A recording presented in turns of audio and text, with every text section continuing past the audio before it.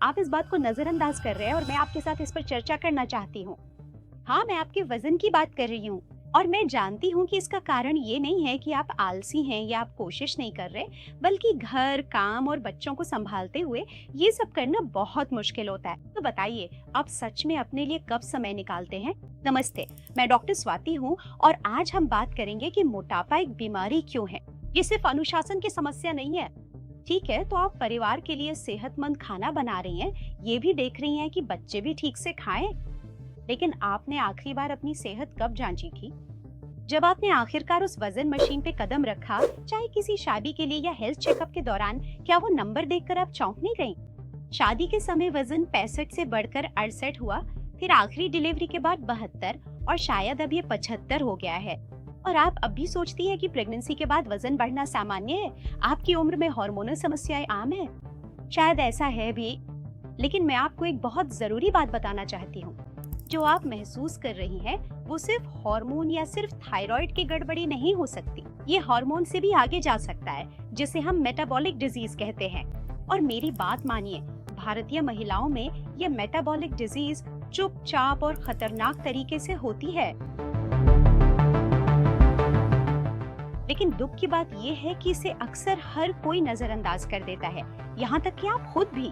तो चलिए ऐसा करते हैं, मैं चाहती हूँ कि आप ईमानदारी से गिने कि इनमें से कितनी बातें आप अनुभव कर रही हैं। पहला, आपकी कमर का साइज बढ़ रहा है, आपकी ब्लाउज टाइट लगने लगी हैं और आपके कपड़े अब पहले जैसे फिट नहीं आते। दूसरा, keto diet, intermittent fasting, juice, आपने सब कुछ आजमा लिया है। कुछ हफ्तों के लिए असर होता है, फिर सारा वजन वापस आ जाता है। कभी कभी तो आप बेसलाइन से भी आगे निकल जाती है। तीसरा, आपकी शुगर बॉर्डरलाइन है, शायद HbA1c 5.7, 5.8% है। शायद आपकी प्रेगनेंसी के दौरान जेस्टेशनल डायबिटीज भी रही हो। चौथा, कुछ हालिया रिपोर्ट्स में ये भी दिखा है कि आपको फैटी लिवर है, ट्राइग्लिसराइड ज्यादा है, शायद BP बढ़ने लगा है या कोलेस्ट्रॉल भी बढ़ने लगा है। पांचवा, आप पूरे दिन थकी हुई महसूस करती हैं। जब आप सुबह उठती हैं तब भी थकान महसूस होती है। दोपहर में आपको नींद की जरूरत महसूस होती है, लेकिन रात में जब आप सोने की कोशिश करती हैं तो ठीक से नींद नहीं आती। छठा, आपके परिवार में डायबिटीज या हार्ट डिजीज का इतिहास बहुत मजबूत है। सातवां, PCOS, अनियमित पीरियड्स, अनचाहे चेहरे के बाल, मुहासे, प्रेग्नेंट होने में दिक्कत। शायद सालों पहले इसका डायग्नोसिस हुआ था, लेकिन अब आपको लगता है कि ये सब कंट्रोल में है। आठवां, प्रेगनेंसी के बाद जो एक्स्ट्रा वजन था वो वहीं का वहीं रह गया, इसे कम करने के लिए कुछ भी कारगर नहीं लगला। नौवां, आपको मीठा या तला भुना खाने की लगातार तलब रहती है, लेकिन साथ ही बार बार मूड स्विंग्स होते हैं और खाने के बाद बहुत नींद आती है, जिससे हमेशा ऊर्जा कम महसूस होती है। मैं आपको बता दूं, अगर आपकी गिनती 3 या उससे ज्यादा है तो यकीन मानिए आपको विशेषज्ञ डॉक्टर से जांच करवाने की जरूरत है। मैं आपको जल्दी से समझाता हूँ कि असल में हो क्या रहा है। PCOS एक ऐसी समस्या है जो प्रजनन आयु की हर चौथी महिला को प्रभावित करती है, और मैं यहाँ भारतीय महिलाओं की बात कर रहा हूँ। यानी हर 4 में से 1 महिला को मूलतः PCOS होता है।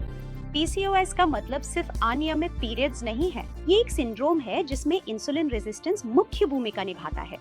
ये वजन बढ़ाता है और वजन बढ़ने से अंडाशय इस तरह प्रभावित होते हैं कि इसका असर अनियमित पीरियड्स, अनचाहे चेहरे के बाल, मुहासे और गर्भधारण में कठिनाई के रूप में दिखता है।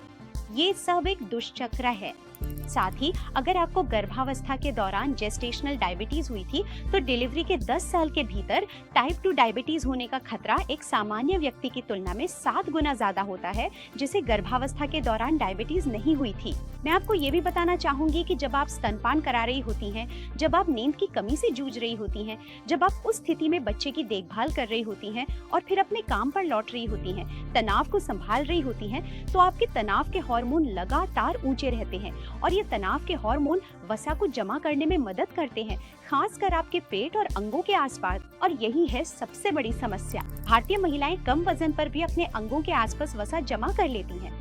तो हो सकता है कि आपकी लंबाई 158 सेंटीमीटर हो और वजन 68 किलो हो और आप देखने में ठीक लगे, लेकिन आपके अंदर फैटी लिवर, इंसुलिन रेजिस्टेंस या यहाँ तक कि प्री डायबिटीज भी छुपी हो सकती है।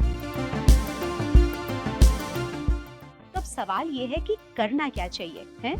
जो आपको वास्तव में चाहिए वो है एक सही विशेषज्ञ द्वारा जांच, एक ऐसा एंडोक्राइनोलॉजिस्ट जो महिलाओं की मेटाबॉलिक बीमारियों को समझता हो, जो आपकी HbA1c, फास्टिंग शुगर, जरूरत पड़ने पर hormonal profile, liver function test, kidney function test, cholesterol parameter और अन्य मेटाबॉलिक पैरामीटर की जांच करेगा। वो आपके PCOS, आपकी प्रेगनेंसी हिस्ट्री और आपके परिवार के इतिहास की पूरी तस्वीर देखेंगे। और यहाँ एक जरूरी बात है जो आपको जाननी चाहिए, अब कुछ उन्नत मेडिकल ट्रीटमेंट उपलब्ध हैं जो खास तौर पर भूख के हार्मोन और शुगर कंट्रोल पर काम करते हैं। ये मेडिकल ट्रीटमेंट जब पर्याप्त जीवन शैली में बदलाव के साथ मिलाए जाते हैं तो वजन कम करने में काफी मदद कर सकते हैं, जिससे PCOS के लक्षणों में सुधार, शुगर कंट्रोल में सुधार और लिवर की सेहत में भी सुधार हो सकता है। ये दवाइयाँ सबसे ज्यादा असरदार तब होती है जब इन्हें एक समग्र दृष्टिकोण, एक होलिस्टिक अप्रोच के हिस्से के रूप में इस्तेमाल किया जाए, जिसमें संतुलित पोषण, नियमित शारीरिक गतिविधि, पर्याप्त नींद जो बहुत जरूरी है और तनाव प्रबंधन जो और भी ज्यादा जरूरी है शामिल हो। ये मेडिकल टूल्स हैं जो स्वस्थ जीवन शैली में बदलाव का समर्थन करते हैं। इन्हें पूरी तरह से उसका विकल्प नहीं माना जा सकता। ऐसा नहीं है कि बस इंजेक्शन ले लिया और सब भूल है। इन थेरेपीज के लिए मेडिकल निगरानी, पात्रता का मूल्यांकन, क्या आप इसके लिए उपयुक्त हैं या नहीं, कुछ बेसलाइन टेस्ट, डॉक्टर की देखरेख में धीरे धीरे शुरू करना और फिर नियमित फॉलोअप के साथ डोज बढ़ाना जरूरी होता है। इन्हें केवल एक योग्य विशेषज्ञ ही पूरी मेडिकल जांच के बाद प्रिस्क्राइब कर सकता है। ये भी याद रखें, खुद से दवा लेना असुरक्षित और चिकित्सकीय रूप से गलत है और ये जानलेवा भी हो सकता है। तो अगर आप गर्भवती हैं या गर्भधारण की योजना बना रही हैं या आपके परिवार में थायराइड कैंसर का इतिहास है, वो भी एक खास तरह का थायराइड कैंसर जिसे मेडुलरी थायराइड कहते हैं, या आपको पहले कभी पैंक्रियाटाइटिस हुआ है, तो ये एडवांस ट्रीटमेंट्स आपके लिए उपयुक्त नहीं हो सकते। इसीलिए सही मूल्यांकन बहुत जरूरी है। अब आपको ठीक ठीक क्या करना चाहिए ये जान लीजिए। अपने फोन में प्रैक्टो ऐप खोलिए और अपने शहर में किसी एंडोक्राइनोलॉजिस्ट से अपॉइंटमेंट बुक कीजिए। केवल पूरी मेडिकल जांच के बाद ही कोई विशेषज्ञ ये तय कर सकता है कि आपके लिए कोई इलाज उपयुक्त है या नहीं। ठीक है, तो ईमानदारी से कहूँ तो अपनी सेहत को लेकर डरिए मत, क्योंकि ये वजन बढ़ना, थकान, शुगर का धीरे धीरे बढ़ना और ये हार्मोनल समस्याएं आपकी गलती नहीं है। ये इसलिए नहीं है क्योंकि आप कोशिश नहीं कर रहे हैं। ये एक मेडिकल कंडीशन है जिसके लिए व्यापक चिकित्सा प्रबंधन की जरूरत होती है, जिसमें जीवन शैली में बदलाव और जब जरूरी हो तो विशेषज्ञ की निगरानी में दवा भी शामिल हो सकती है। और सच कहूँ तो आप इस पूरी मेडिकल जांच और प्रमाण आधारित देखभाल की हकदार हैं। आप इस लायक हैं कि आप फिर से ऊर्जावान, स्वस्थ महसूस करें और अपने शरीर में आत्मविश्वास महसूस करें। तो इसे उन महिलाओं के साथ साझा करें जिन्हें ये जानना जरूरी है कि मोटापा एक बीमारी है, कोई अनुशासन की कमी नहीं।